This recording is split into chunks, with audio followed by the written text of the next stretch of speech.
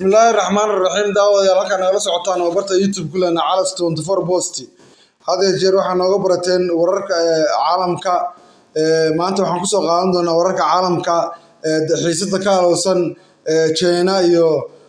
Taiwan labadan dal oo hal dal isku ah oo dalkan kale Taiwan oo dal la aqoonsan ma oo dal China ka tirsan laakiin reer galbeedka ayaa aqoonsaday daawadayaal xiisada ayaa ka dhalatay markay booqatay gabadha afhayeenka dowladda Mareykanka Nancy Pelosi dalkaas waxaa la sheegayaa dabka shiday inuu ilaa hadda shidan yahay Nancy Pelosi oo lagu yaqaan inay xiisadaha abuurto meesha gashana ay dabka shido ayaa maray ku sugnayd Tokyo sheegtay booqashadeeda inay ku faanayso ay booqatay Taiwan waxayna kaloo sheegtay inay difaacin doonto dadka reer Taiwan garabna istaagin doonto waxay tiri anoo ku socdaba Chinese madaafiic ayaa hawada ku ridayeen iyo badaba iyo dhulkaba waxay tiri dimuqraadiyad ayay xaq u leeyihiin inay ku noolaadaan iyo nabadgelyo dadka reer Taiwan waana garab taagan haddaan nahay dowladda Mareykanka gaar ahaan anigu waxay tiri waxaan ku faanayaa booqashadan booqday sidoo kale daawadayaal wararka waxay soo taray waxa la leeyahay booqashadii waxa ka dhashay gantaalo lagu riday dalka Japan si Japaaniinta maanta sheegayaan afhayeen u hadlay dowladda Japan wuxuu yiri ilaa 5 gantaalo ayaa ka soo dhacay ilaa xalay ilaa maanta badooda sida uu ogtiinba wadamadaas xuduudaha badan ka leeyihiin xagga badda daawadayaal dagaalkii andiga ka ogeedeen Russia iyo Ukraine hadda wuxuu isku bedelayaa dhinaca China iyo Taiwan labada dowladood oo walaalaha laakiin hal dowlad isku ah oo loo yaqaan China madaxweynaha dowladda Taiwan maamada oo hadashay ayaa waxay tiri maama Tsai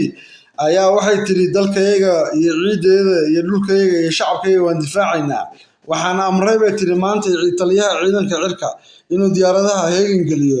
iyo ciidanka badda kan ciidanka lugta shacabkuna ay u diyaar garoobaan dagaal daawadayaal arrinkii faraha ayuu ka sii baxayaa saacadihii ugu dambeeyay gantaalo ayaa ku hoobanaya wadanka Taiwan sidoo kale Chinese-ka dhinacooda waxay geliyeen heegan ciidamadooda taliyaha u hadlay ciidanka la yiraahdo Chinese People Liberation PLA nin u hadlay oo magaciisa Lee Dong-kun waa ku-xigeenka madaxa ciidamada isku jira oo waa chief of staff-kooda waa ninka u qaabilsan bariga dhulkaas hadda meesha wax xiisad ka aalsan tahay taliya Lee Dong-kun ciidanka ayuu si aad ula hadlay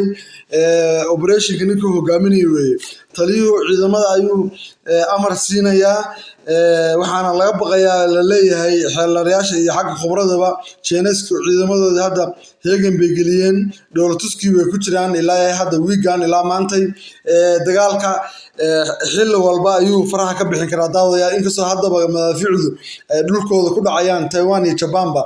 si wax jawaaba ay dhinacooda laga hayn laakiinse khubaro u hadashay reer galbeedka waxay leeyihiin xaaladdu faraha haday ka baxdo waxaan garab taaganahay dalka Taiwan daawadayaal ciidamo aad fara badan iyo diyaarado iyo madaafiic iyo maraakiib waa haysta laakiin iskama difaacan kara dowladda China oo dhaqaale fara badan haysata dadkeedu ka tiro badan yahay ciidankeedu ka tiro badan yahay madaafiic iyo gantaalo iyo hubna iyo tiknoolajiyadana looga tiro badan yahay dagaalkan handuu halka ka qarxo daawadayaal dhaqaalaha adduunku khalkhal ayuu gelin doonaa sababtoo ah maciishada adduunka waxa badan qaata waa China waxa laga soo dhoofiyana waa China dhaqaalaha adduunku handii dagaalkan hadda uu qarxo oo Chinese-ku uu bilaabo aad ayuu u xumaan doonaa awalbu iska sii xumaa oo maciishada qaali ahayd laakiin waa ka diro dibil ay arrintu sii tagin doontaa daawadayaal gantaalada iyo madaafiicdu waxay ku hoobanayaan jasiiradaha Taiwaniintu laakiin wax jawaab ay la hadda ma bixin karaan waayo nuclear ma haystaan dal nuclear haystana xabad lagu marido sharciga adduunka u yaala waasaas anduu hadhow kugu soo ridana awoodaas kaga difaacay marka ma lihid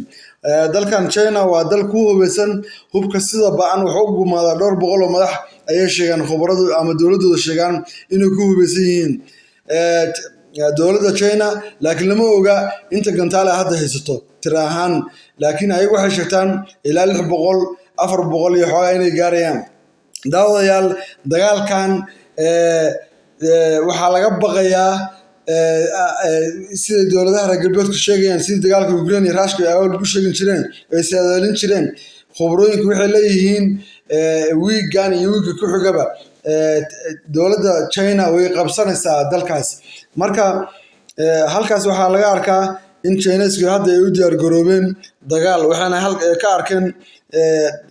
dalka Russia dagaalka ku qaaday Ukraine in dhaqaalihiisa kor u kacay mooyee inuu ku baabi'in oo faa'iido ka helay Ukrainiintana dhul qani ah oo ka qabsaday dhulka beeraha iyo maxaasta iyo maartin koobarka iyo macdanta laga sameeyay biraha inuu ka qabsaday Ukrainiinta iyo dhulka dekedaha lahaa sidaa daraadeedna ayagana waxay go'aan ku gaareen in dhulkan jasiiradaha ay Taiwan ku fadhido oo qaniga ah inay qabsadaan dadkoodana maartay ay isku daraan ay reer galbeedka kala qaybeen afhayeenka u hadlay golaha security-ga ee dowladda Mareykanka ninka la yiraahdo magaciisa John Kirby wuxuu sheegay Chinese-ku inay dandaansi wadaan Japan gantaale ku ridayaan afhayeenka markuu meesha tagay maartay ay gantaale hawada marinayeen wuxuu tan cawaaq baaxun baa ka dhalan doona John Kirby waa ninka u hadlay qoladan security maartay US National Security qaabilsan waa spokesperson-kooda afhayeenkooda asaa u taqaanaan John Kirby baa la yiraahdaa John Kirby digniin ayuu u diray maanta dowladda China shir jiraad oo halka ku qabtay daawadayaal meel walba joogtaan waa maasantiin la socoshada la socotaan waxaan iga codsanayaa barnaamijkeena sheegareysaan like-na saartaan asxaabtiinana u dirtaan intaan hawada ka maqnaan cilad farsamo ayaan uga maqnaan dhawaanna waxaan kusoo qaadan doonaa wararka kale oo caalamka iyo warbixino ku saabsan arrimaha Soomaaliya